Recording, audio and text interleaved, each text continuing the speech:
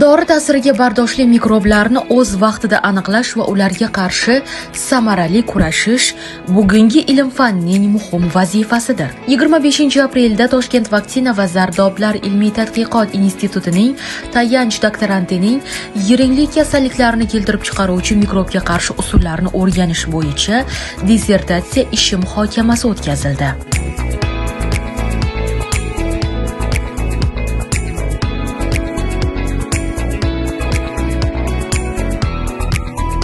Yosh tadqiqotchi laboratoriyada mahalliy shtammlarni tahlil qilib, bu mikrobning qanday dori vositalariga chidamli ekanini o'rgangan. Bugun men ilmiy tadqiqot mavzuyimni taqdimotini qilib o'tdik. Ilmiy tadqiqot mavzuyim Staphylococcus aureusning metsitsinga chidamli mahalliy shtammlarni fenotipik va genetik xususiyatlarini o'rganish hisoblanadi. Mana shu men o'rganayotgan bakteriya, ya'ni MRSA shtammlari qisqartmasi. Bu juda ham ko'plab o'lim darajasi yuqori bo'lgan kasalliklarni keltirib chiqaradi. Ushbu bakteriyani erta tashxislash, uni antibiotiklarga chidamliligini o'rganish juda dolzarb muammo hisoblanadi yurtimizda. Bu ishlarni takomillashtirish, diagnostikumni takomillashtirish, fenotipik va genetik jihatdan o'rganish oldimizga maqsad qilib qo'yib oldik.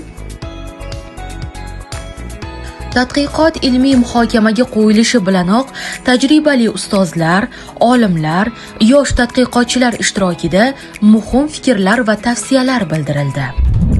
Toshkent vaksina va zardoblar ilmiy tadqiqoti yuqori texnologiyalar laboratoriyasining 2-kurs tayanch doktoranti Ijobat Muradovaning ilmiy tadqiqoti mamlakatimizdagi bugungi kunda nafaqat mamlakatimizda, dunyodagi dolzarbligini uzoq yillardan beri saqlab ketadigan muammoga bag'ishlangan. Bu muammo dori vositalariga chidamli bo'lgan kasallik tarqatuvchisini zamonaviy xususiyatlarini o'rganish hamda shu xususiyatlar asosida olingan natija, ilmiy tadqiqot natijasida olingan natijalarga asoslangan yangi yondashuvlarni taklif qilishdan iborat. Bugungi kunda stafilokokni chaqirgan yiringli kasalliklar, ayniqsa bolalarda yiringli septik kasalliklar chiqarishi va uzoq yillar davomida samarasiz davolanish, buning natijasida ham iqtisodiy, ham ma'naviy zarar yetkazilishi bemorni yaqinlariga, umuman tibbiyotga, sog'liqni saqlashga, ijtimoiy sohada hamda iqtisodiy zararligi bilan juda dolzarb muammo hisoblanadi.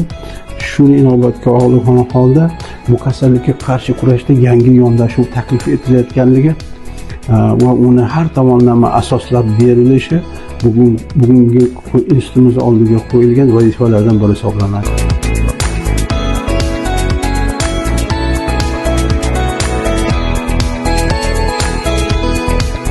Bu jamiyatga, aholiga, tibbiyotga qanday yordam berishini va qanday muammolarga yechishiga keladigan bo'lsak, birinchi navbatda yuqorida aytilgandek chuqur ildizli, ko'p tarmoqli muammolar keltirib chiqadigan kasallik bo'lganligi uchun birinchi navbatda bu kasallikni erta aniqlash muammosi hal qilish bo'yicha taklif berilyapti. Ikkinchi masalasi samarali davolash masalasi hal qilinyapti.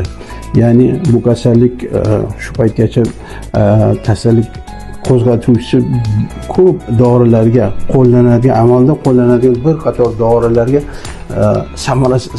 ta'siri bo'lmaganligi tufayli kasallik cho'ziluvchan yoki surunkali turlarga o'tib og'ir oqibatlarga olish natijalari juda ko'paydi. Demak, shu muammoni hal qilish uchun tadqiqot davomida olimlar guruhi tomonidan, bevosita izlanuvchi tomonidan yangi yondashuv taklif qilindi. Ya'ni dorilarga chidamli mikroorganizm, aynan stafilokokli mikroorganizmning xususiyatlari o'rgan va nima uchun bu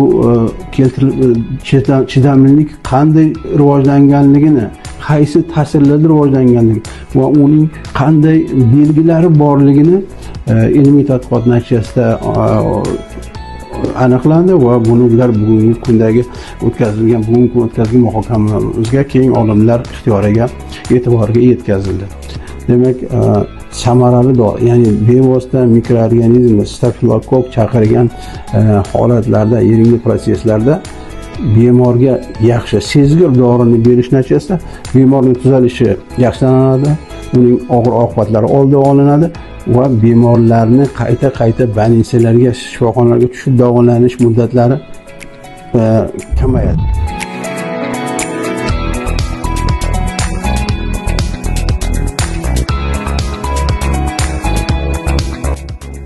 Har bir izlanish ortida inson hayoti turadi.